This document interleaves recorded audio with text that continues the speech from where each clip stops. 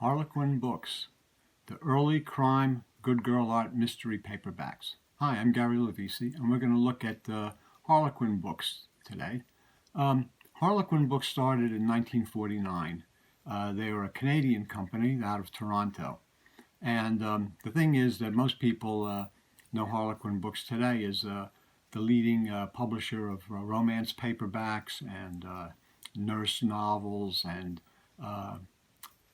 bodice rippers and all that kind of romance stuff. But when they first started in 1949, they were a general fiction publisher, and they published all kinds of fiction like other publishers. No romance. In fact, they published a lot of hard-boiled crime, private eye novels, noir. They published westerns and even some science fiction. And what we're going to do is, the first 500 books basically were in all of those genres. And then afterwards, around 1960, 61, they started with nurse books and then with the romance books. So from 1949 to about 1959, that 10-year period, they published 500 books. A lot of them reprinted American hard-boiled crime fiction and British authors as far as mystery and crime, and also westerns. So some really, really good books in this series.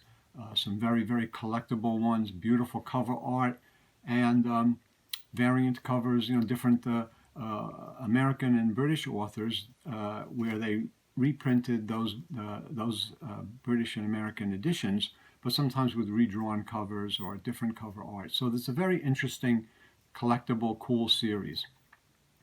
Just to show you a few of them, they're very colorful, the spines on some of these we're gonna look at today. And basically one of the books we're going to look at is number 114, Johnny Saxon, by William G. Bogart, who was a hard-boiled crime writer. And this is, again, they have very colorful spines, all different colors with the black type. The back covers are very similar on all the books. They'll have the title and the author. They'll have a little, some kind of little drawing or something here, or a little kind of logo. And then they'll talk about the book, and they'll have the Harlequin book and the Harlequin logo, which the logo's over here and over here.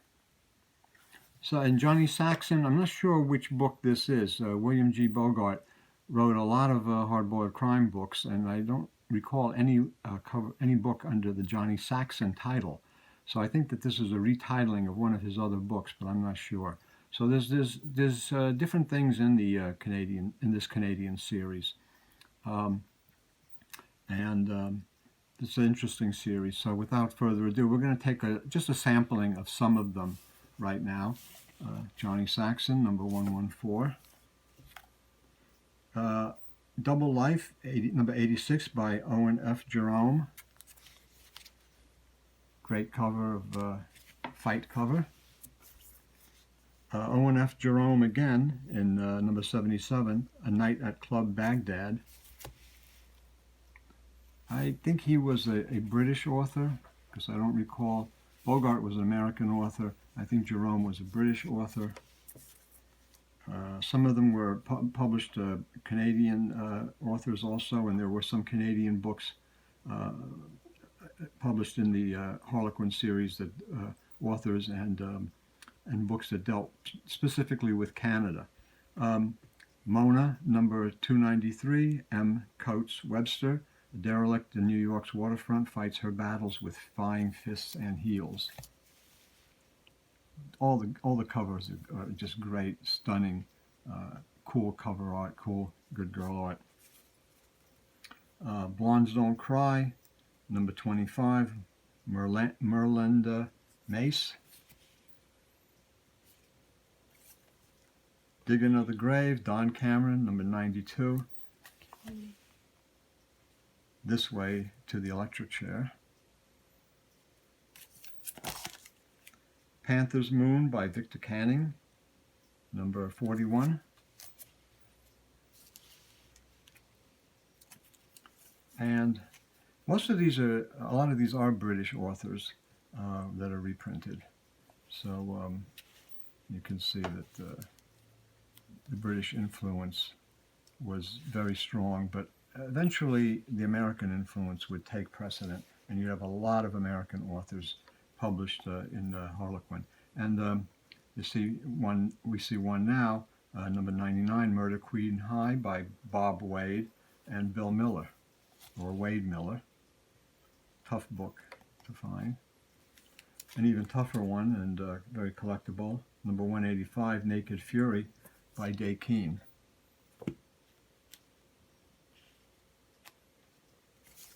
And even more collectible and expensive book is 117, The Executioner by Brian Moore. Brian Moore is a Canadian author who's very popular in Canada, and his books usually go for a premium. It's a very tough book to find.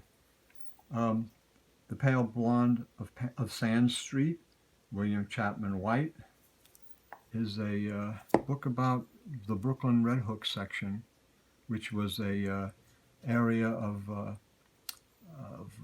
industrial factories, and also where sailors in the Brooklyn Navy Yard were located and still located. And it was in the old days, it was a tough area. And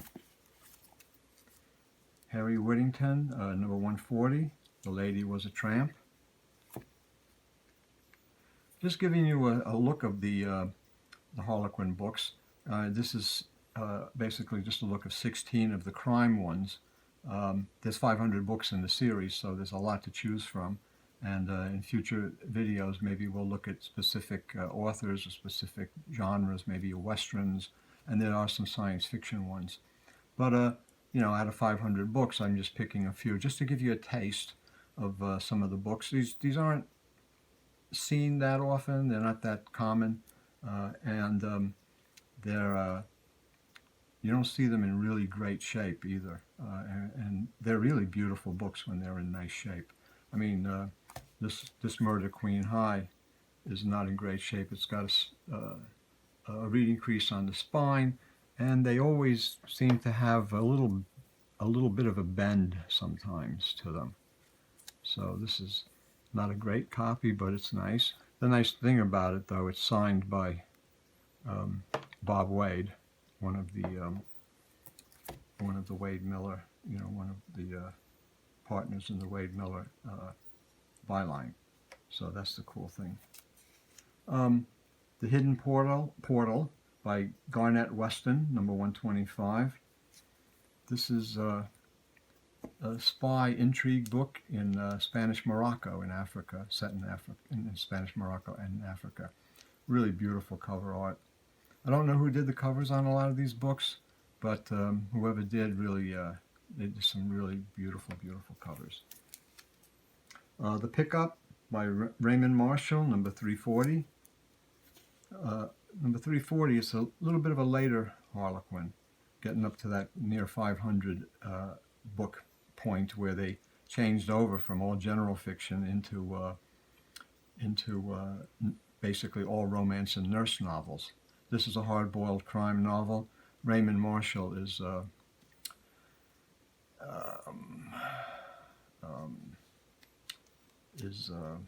can't believe that his name slipped my mind. Maybe right you'll now. think of it when you move on. Yeah, I just had it, and it's just like I got to remember his name. Wow. And then there's two other books that are by H. Bedford Jones, who was a veteran American pulpster, and number 228, Drums of Damballa. These are action-adventure books, and number 232, Malay Gold. These two H. Bedford Jones books are not crime, they're pulp adventure set in exotic lands, kind of noir with good girl art, and exotic people and, strange cults and stuff like that, unknown lands. So these are really cool books, and quite collectible. And I'm trying to think of who Raymond Marshall was, and it was James Hadley Chase, of course. So that's James Hadley Chase. So just to give you an idea of some of the Harlequin books in the first 500 in the series. They started off in 1949 with number 1, and the books were numbered into the thousands. And but the first 500 are all kinds of crime, mystery, westerns, science fiction, and everything. So there's a lot of great stuff in the first 500 in the 1950s. And just to give you a taste of what there is in this Canadian series of rather uncommon books. The thing with Canada also, along with the UK and Australian paperbacks, they were all, of course, part of the British Empire.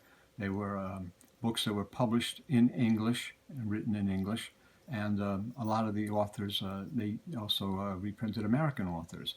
But Canada is a much smaller country in population than the United States, so is England and Australia. So all of these countries publish a lot less in their print runs in the books. So instead, where you might have a initial publication in the United States of 100,000 copies, 50,000 or 100,000 copies in the 40s or 50s, in Canada or Great Britain or Australia, you might have 5,000 copies, or maybe 10,000 copies. So you're starting off right away with a lot less copies, and then over the years and years and years, books disappear. They're read and they're destroyed. They're ruined in floods or fires. Collections are destroyed. So the availability of the books becomes less and less, and you see that these books become more scarce. And so, just to clue you in on a little bit of the Canadian Harlequin books, which are really cool to collect, really nice, and worth taking a look at. Hope you enjoyed this video.